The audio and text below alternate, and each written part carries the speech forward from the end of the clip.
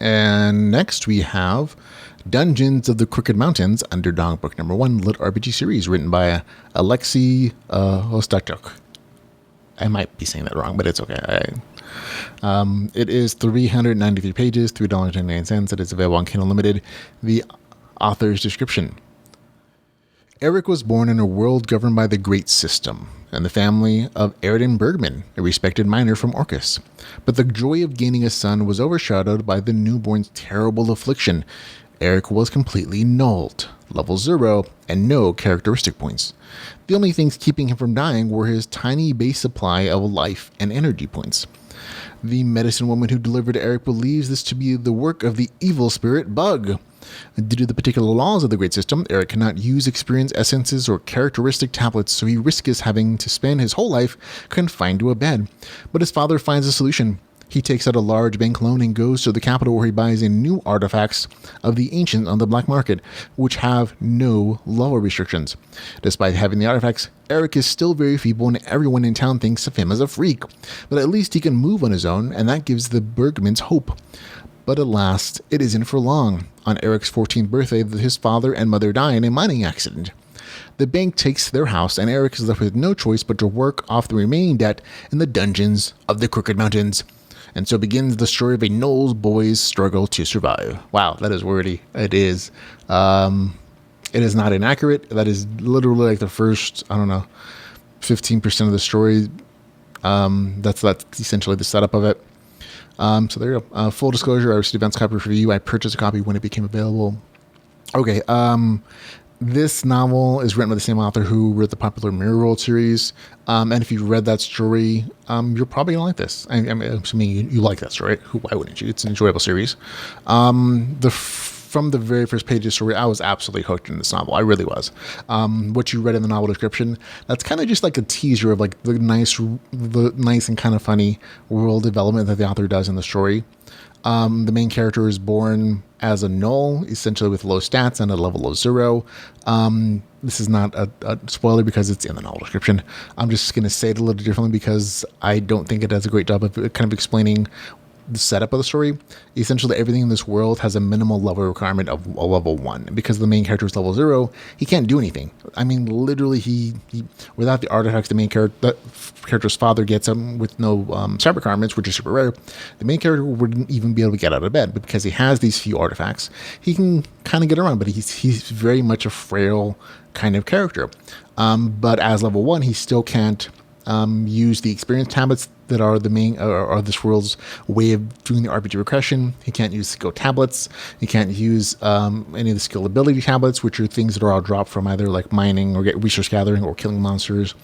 That's part of the RPG progression system. So he's kind of just he's SOL for as a part of the premise.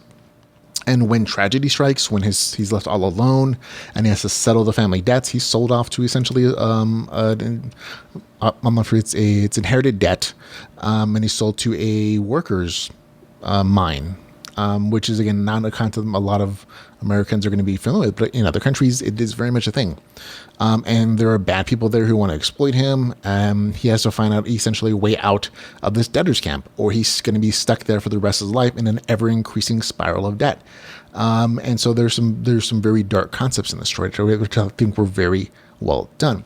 The things I enjoyed about the story in particular are, again, the interesting world building and the fact that the author really makes the RPG stuff part of this world's culture. This isn't transferred to game rules fiction. It isn't a virtual reality LitRPG. It's literally just it's a fantasy RPG world, and this is where the story takes place. But a lot of those kind of worlds never really do anything original with the RPG mechanics, and they never always make it part of like the actual fabric of the culture. This novel does, and I think that's probably the thing I like the most about it. It made kind of the game mechanic stuff literally part of their religion, part of their culture, and part of the way that people exploit it. And I thought that was a very smart and intelligent way of doing this world building. Like there's literally there are gods who are called the system and random, who determine all of the things that happen in the world. And anything evil is attributed to the god Bug. And I thought that's a very smart way of kind of incorporating those mechanics in like a cultural system. And it makes perfect sense if you think about like, oh, how how would a world evolve if there were RPG mechanics in this in a world from like the Stone Age on, right? And so that makes sense. I really enjoyed that.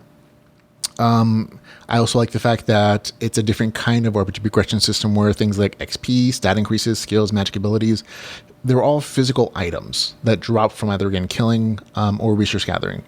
And because they're physical items, they're also considered a commodity that people want to buy or sell or steal and exploit.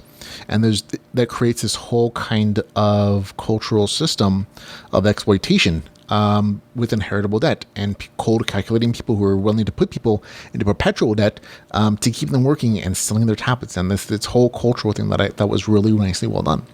Overall, the story itself, though, is kind of this underdog story of the main character with this huge disadvantage trying to find a way to turn it into an advantage in a cruel kind of world. And it's a little darker, but it's enjoyable. I enjoyed it.